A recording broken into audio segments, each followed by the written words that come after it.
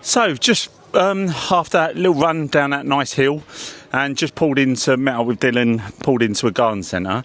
And as we was just walking through, met this lovely lady called Anne. So, this is Anne.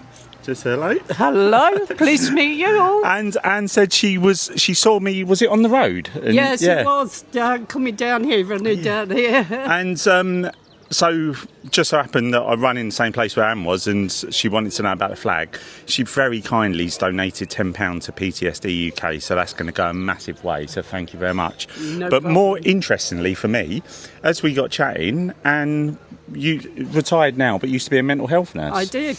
And what sort of field was it in? Was it in any particular? Challenge and behaviour. Oh. So was that in? So obviously in.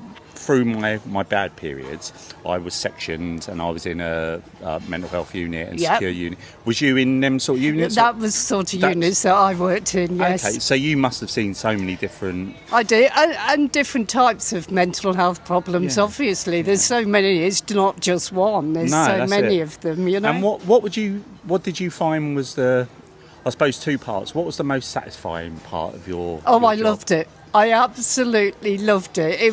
It was the best job I ever had. Yeah. To see people turning around and coming in not such a good state, but going out in a better state. Yeah, and that's what I'm trying to talk about. It's so difficult, and the whole reason I'm doing this is because I'm being open and honest. So people have seen me cry, they've seen me. Yeah. But it's really hard to explain. You can have a really good day. Then you can have a bad day, but you don't know why either. Exactly. Yeah. There's no reasoning for it at all, is there? Yeah.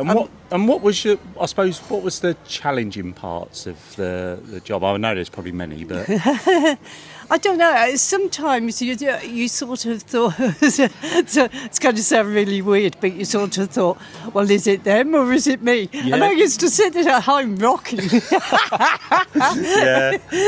Do you know what I mean? Yeah. Because you sort of think, well, we're no different actually, because I mean, and I've turned around and I've had depression as well, so I've been down that road, and it's like a big tunnel trying to find the light at the top of the tunnel, and the harder you climb up, the more you fall down. Yeah. So I've seen it for myself, and actually, as well for I mean, other people. Not knowing you as a mental health nurse, but I know from my experience being a patient, some of the best support and help were people, whether it's nursing assistants, nurses that had been through their own struggles as well, because they could see both sides of it. Exactly, and that's very much what it's about, really. I think. Just as a personal thing, this has just helped me. I sit two sides of it. Obviously, through my stages, I was on so much medication. Yeah. And part of me definitely feels I'm on medication now, but on a lot less. So part of me feels there's definitely a place for medication. Yeah. The other part of me feels that sometimes medication seems to be the easy option rather than addressing it. I completely agree. Yeah.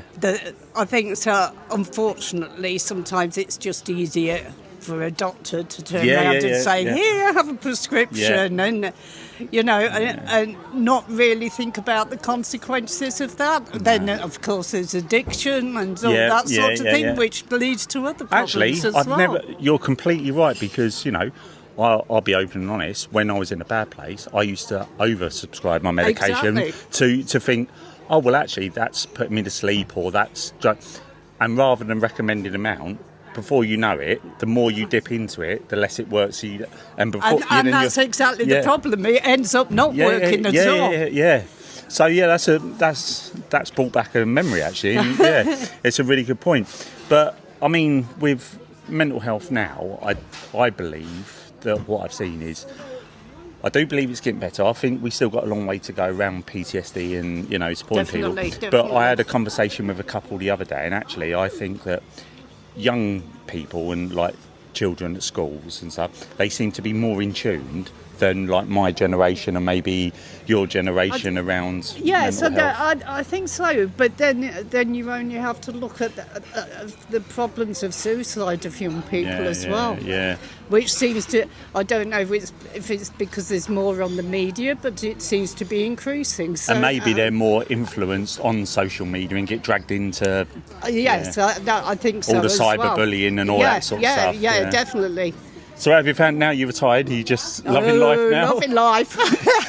So you here on holiday, or you just? No, we only live in Truro, yeah. Oh, lovely. We're coming to buy a pair of shoes. That's how exciting our life is. You've gone to buy a pair of shoes. I'm treating my support driver to an ice cream. So yeah, I've got the rest of today, and then tomorrow's my last day. So down at Land's End. Oh, so that would have been amazing. 31 days, just over 900 miles.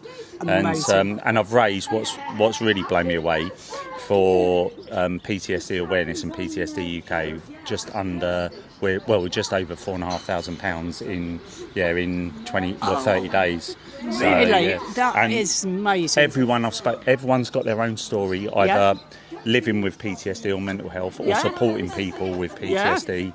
So it shows you how big it is. But I won't keep you any lovely. Can I take your photograph? Of course you can. Of course you can. Then I'll turn around and I'll put it on the site and I'll say you're on your way.